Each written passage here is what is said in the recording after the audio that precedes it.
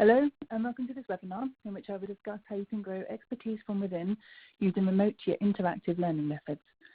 At this time, when more of us are working from home, we don't want to lose sight of the development of ourselves and our teams.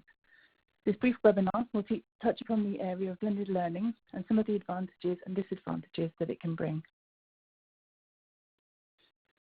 My name is Emma Ewins. I'm a director with NSF. I won't read through this slide, but it provides an introduction to me and the areas in which I can contribute. This webinar will cover briefly how we learn, what virtual learning means, and how the two can be successfully combined. There are many schools of thought on how we learn. Some put forward 8 different styles, some 7, 4, and some 3. Whatever the number, I think we can all recognise that we as individuals have our own methods of learning.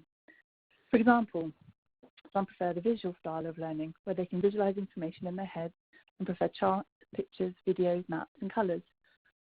Auditory learners are those that prefer to listen rather than read and can remember what people say. Kinesthetic learners are those that learn by getting their hands dirty by doing the do. Social learners work well in a group, and solitary learners who prefer to learn at their own pace and keep to themselves. Learning can also be influenced by your state of mind. One day you may be open to learning, the next you may not because you've got a to-do list the length of your arm, and quite frankly, the last thing you want to do or have the time to do is sit and learn something new. And we all know those particular training sessions that resonate with us when we're just not in the mood. We've all experienced those times when we have just been talked at and bored senseless by endless bullet points. We've all been there, participants that are completely switched off and demotivated. So, how can we make sure that in virtual classrooms, where each participant is on their own in a separate location to the rest of the participants sat behind a laptop, how can we make sure that each participant gets the best learning experience? Well, we can incorporate all the things that we would in a face-to-face session. Make sure that there aren't 100 slides with thousands of bullet points. Incorporate visual aids such as diagrams, pictures and videos. Break the training down into bite-sized chunks. People only have a maximum attention span, say, of about 30 minutes. If you extend beyond that without a break or a change in activity, then people are likely to switch off. Likewise, make sure that the session builds in interaction and participation of the audience. Bring in teamwork sessions, feedback, quizzes, etc. Make sure that the training is structured so that participants understand what they are going to achieve and how. Make sure that throughout the training you check in and confirm this structure. Make the training relevant to the participants. Ensure that they can relate to the topic and understand how it will benefit them and why this is a good use of their time. Everyone is stretched for time, so we don't want to waste it. In alignment with this, ensure that you explain the why and not just the how.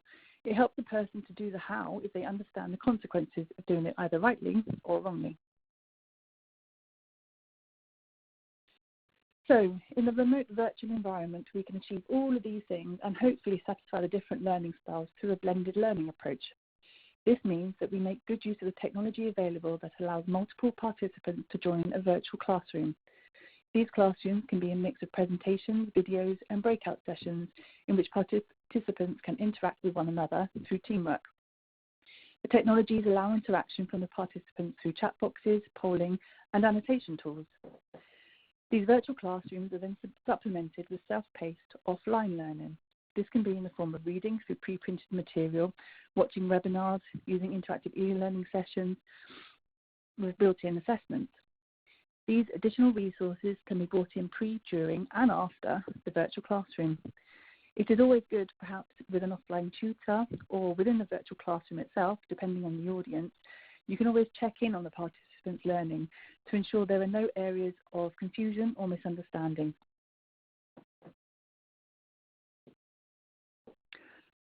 Although the blended learning offers many advantages in the remote world of learning, there are some disadvantages that may be seen. Some of these could be problems with technology.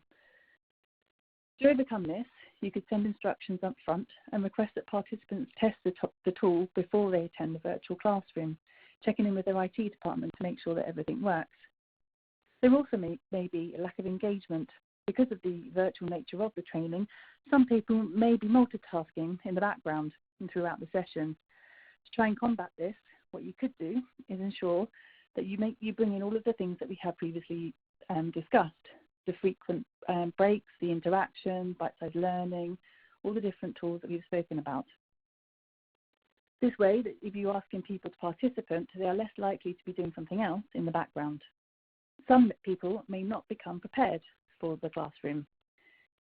However, if people know that they have an assessment or a feedback session on a topic that they have to come to the classroom ready for, then they may well do that upfront reading. Also, if the training is accompanied by a certificate or reward, you could maybe stage gate the learning and build in interaction points to ensure that people are completing the different reading materials or offline learning so that they then achieve that certificate or reward at the end.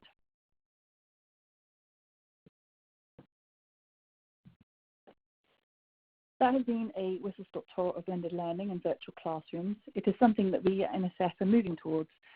Some of our QP modules have already been delivered as such, and there will be more available in the very near future.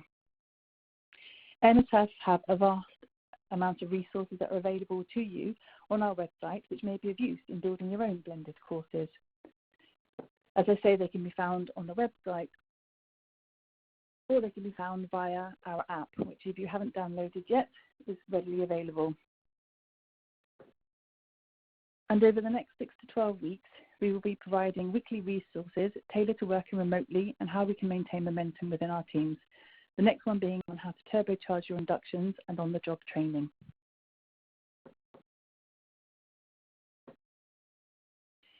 That brings us to the end of this webinar. Thank you very much for listening. I hope it has been of some use to you. If there are any questions or comments, please do not hesitate to contact us by email or through LinkedIn. Take care and goodbye.